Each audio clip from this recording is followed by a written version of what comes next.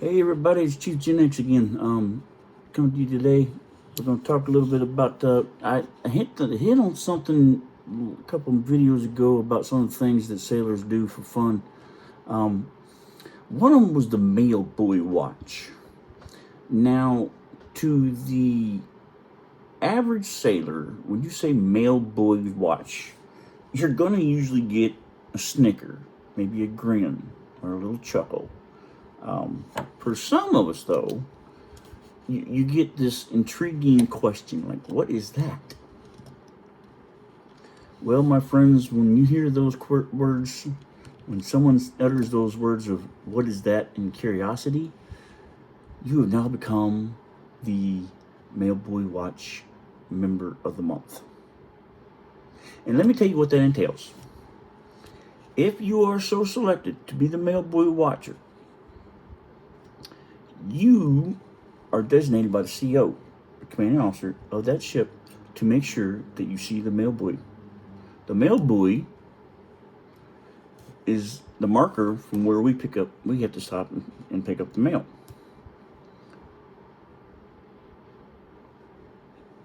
The male buoy watch is responsible for identifying that male buoy so we can see it coming, see it before we run it over. Don't want to run over the male buoy, and anything like that. You do that, it screws up all the signals and all the satellite coordinations, and we don't get our mail. Now I'm gonna tell you something.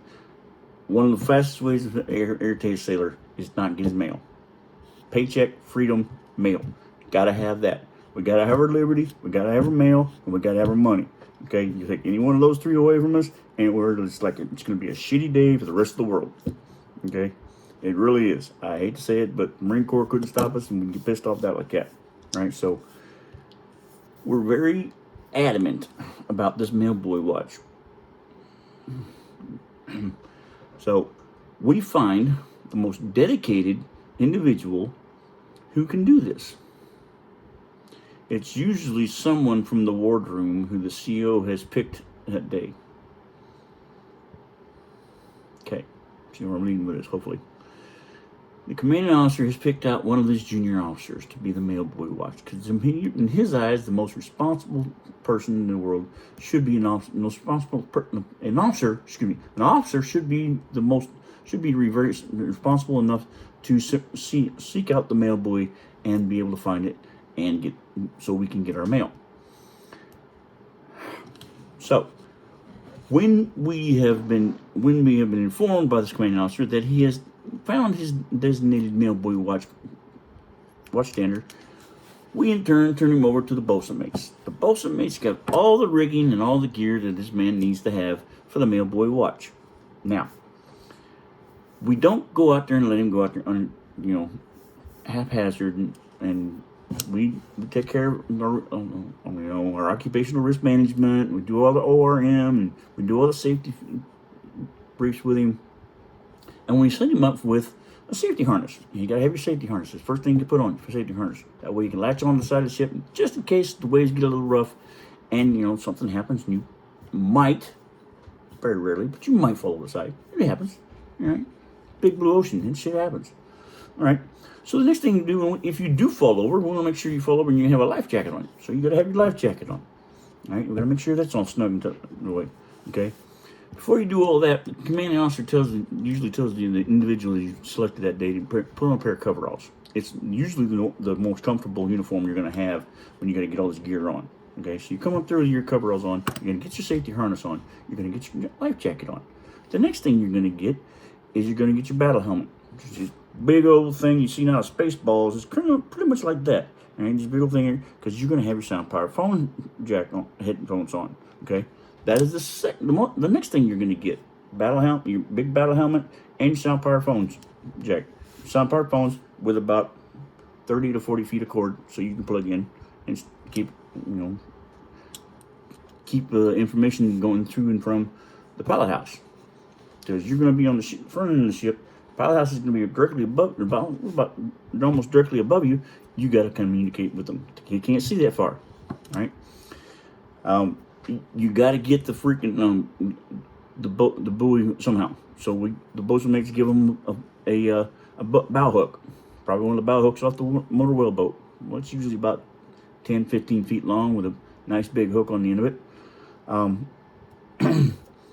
One of the things that security will probably have him to put on is a flak jacket. You never know what the situation is going to be like. Could be a little hairy.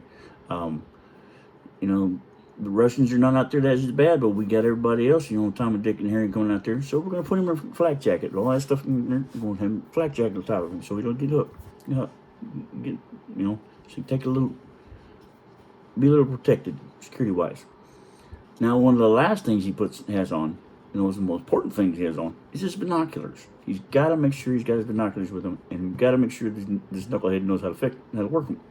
Okay, the bosun mates go out and give him a step-by-step training on this thing. Now, once the individual, the standard, is outfitted in the correct mailboy watch uniform. Now, I may be missing something, but this is normally what's on there.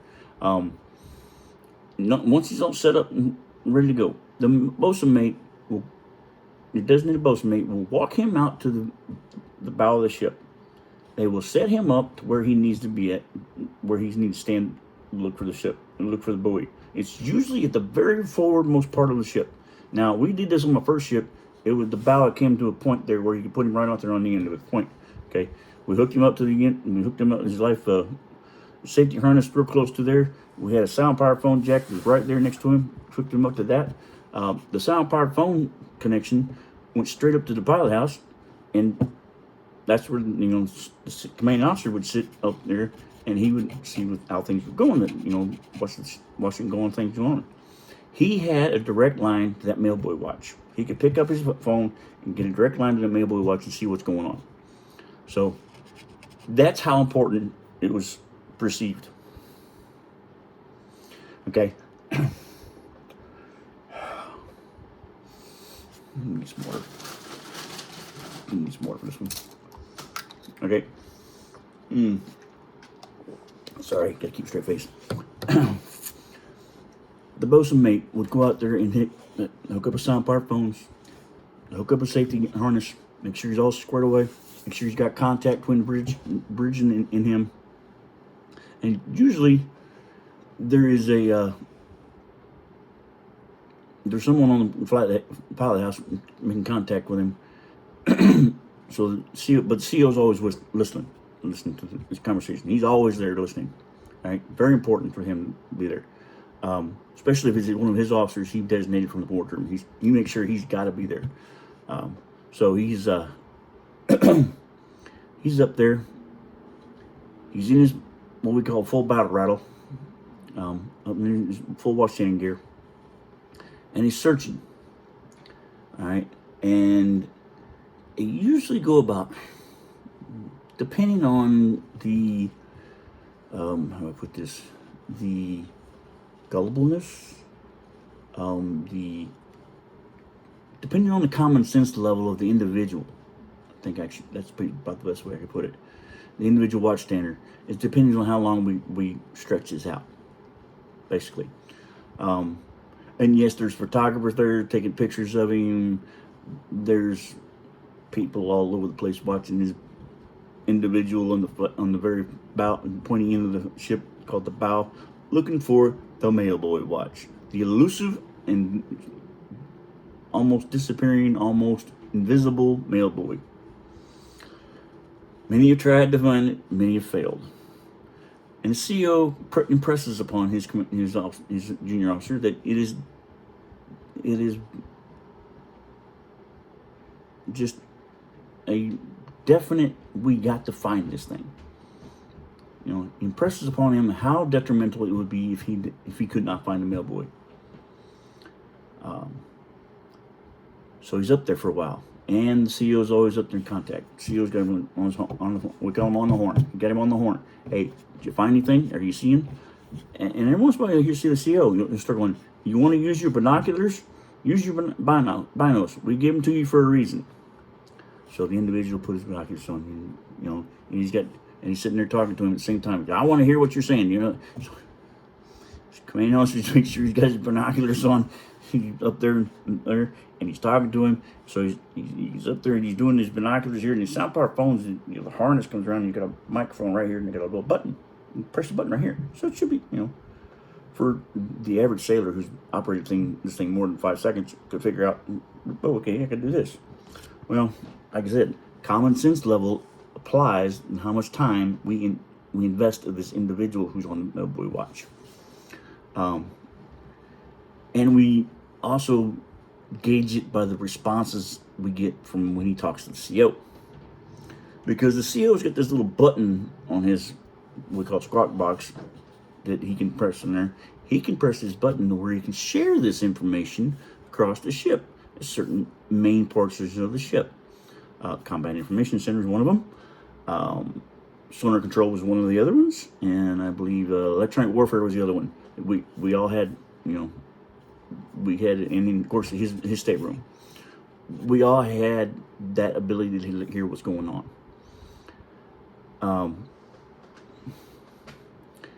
We had so we got the inside track of what was going on. On the squawk box, you hear the CO. His frustration is getting worse. His anticipation is getting it's up there in level, and his anxiety is going through the roof. And about this time, he stretches this thing out. And for the last guy we did on the Stein, we did him for about an hour and a half. I mean, this guy just didn't get that there's actually not a male buoy watch. He swore he could see the male buoy watch. And yeah, he was an officer. CO was ripping him up. I can't believe you can't find a damn male buoy. How the fuck hard is it to find something that's 10 foot in diameter, 6 feet tall? It's freaking international orange. My God, you moron. And he just berating him. Rah, just giving him hell. Giving him hell on Sound Park phones. And his kid's out there, he's just fucking bananas. But sir, I can't find it. And he's going right over his head. All right. He just ain't got a clue. And of course, everybody who's listening to this conversation is dang near peeing themselves laughing. We're all cracking up because we already know right off the bat, it's just a damn joke. You fool, you don't get it. Yeah, okay, most of us have been on the ship longer than this knucklehead has. However, come on. Isn't common sense supposed to be something you use around there? This was back in the late 80s, early 90s. We thought common sense was still a general thing, passed around. Obviously, we were wrong. Okay.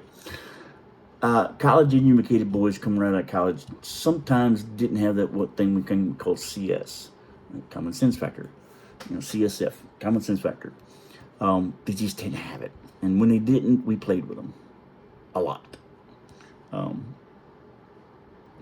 So it was the last guy was like an hour and 15 minutes into it.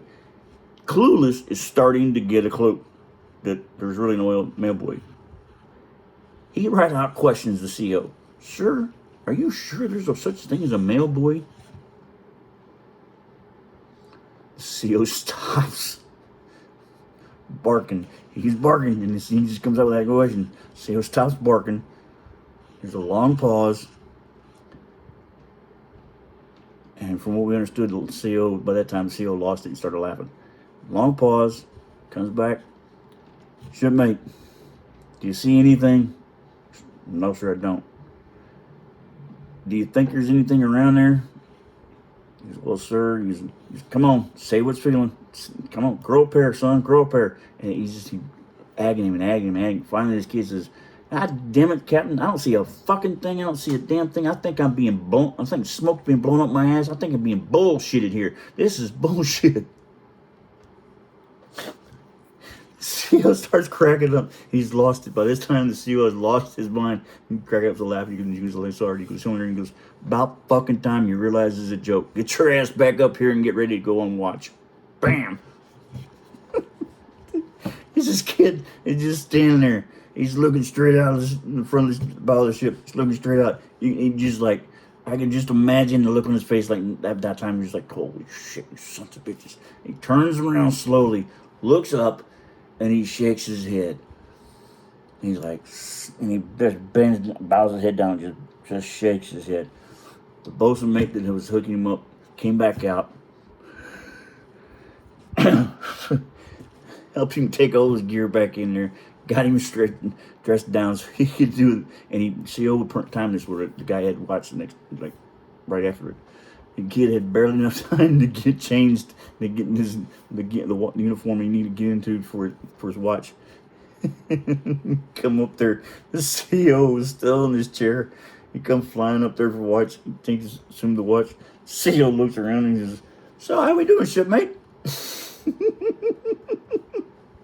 This kid is steaming mad. But he knows if he says anything to commanding officer, he's ass as grass. So he can't say shit. He's like, "I'm doing just fine, Captain. Doing fine. I'm ready to stand the watch." "Good. Glad to hear it." He looks at him, smiles. He goes, "Trust me, son. You're not the only one that's been hammered by that." And this kid is just like, he just shakes his head. And I'm up there taking. By this time, I'm up there taking weather conditions for a sound part, some sound navigation through the city.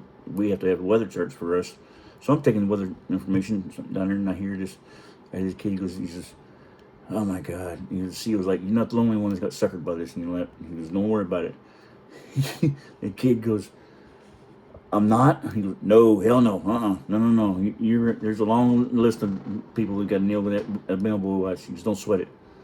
He goes, "Oh my God, I'm so relieved." He goes, I feel like a complete moron." He goes, "Don't worry about it. We'll find some sucker before before we pull before the end of deployment to do it, and you'll have fun with him too." Kid was like, "Aye, sir." And he just whole day he just kind of melted away and lifted it. And he goes, "You realize we were messing with him. After the time he got messed with, he was now part of the crew." That was one of our way to say, "Hey, welcome to Boxer, or welcome to Stein at the time. Welcome to Stein," and you just got to have a thick skin around there because it was one big happy family. That was one I wanted to share with you. All right, I know that when I hit on it in Mailboy, my youngest daughter asked me. She goes, "Dad, what's a Mailboy watch?" It's like, that's with that question right there. That tells me that's what I needed. My next content's got to be. She goes, "Is it good?" So, "Oh hell yeah, it's gonna be good." All right. So I ain't need to ask y'all. Please, again, if you like what you're hearing, you like what you're seeing, hit the like button, share it. Share it with your friends and family. I know you got some military guys out there, some military folks out there. We're all over the veterans are all over the place. Share it with them. I know them crazy some bitches will love it. All right. Hope you all have a blessed day. All right. Behave yourselves. Have a good day. It's Chief Gen X. I'm out.